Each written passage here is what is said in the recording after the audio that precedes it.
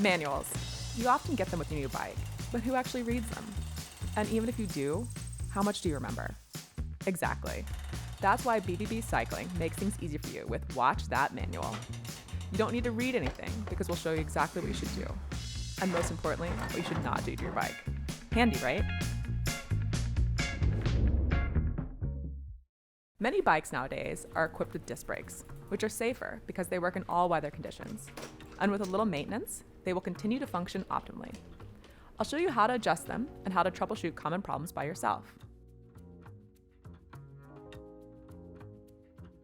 Start by hanging your bike, or if necessary, putting it upside down.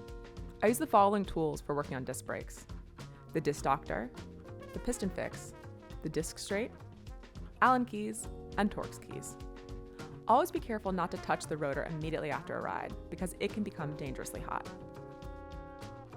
Rubbing brakes.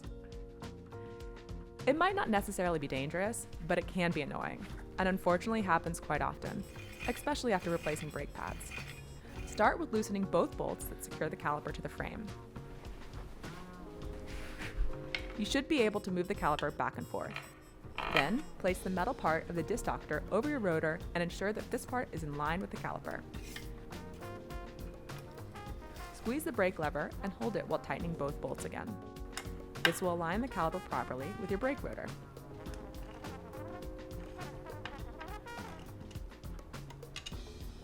Release the brake and remove the disc doctor.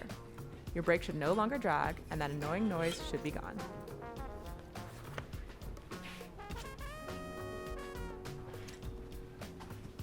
A bent rotor. Sometimes the rotor can become bent. For example, after a fall or when you've transported your bike. Fortunately, there is a handy tool to quickly and easily fix this: the disc straight. First, always make sure your rotor has cooled down. Then, identify where the rotor is rubbing and on which side.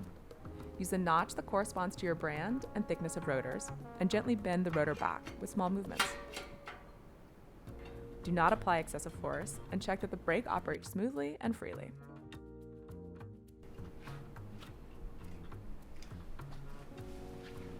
Your brake pads are too close to the rotor. If the caliper is properly lined, the rotor is straight, and it still rubs, it may be due to the brake pads being too close to the rotor. This can easily be fixed if you have hydraulic disc brakes. Use the piston fix to push the brake pistons back into the correct position. Remove the wheel from your frame, ensure that the piston fix is fully inserted into the caliper to avoid damaging the pads, and move the piston fix back and forth until the pistons extend slightly outward. Often, a small amount of movement is sufficient.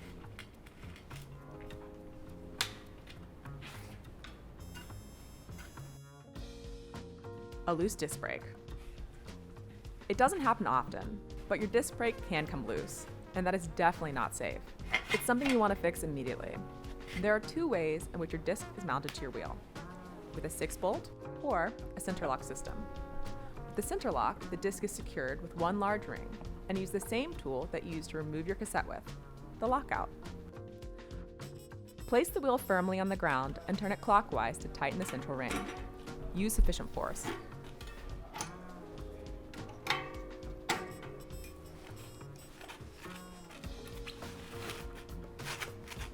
For the 6-bolt attachment, you usually need a Torx key.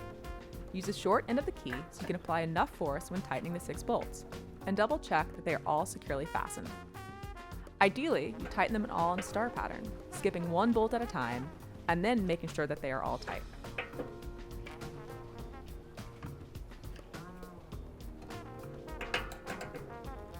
Your wheel is not aligned.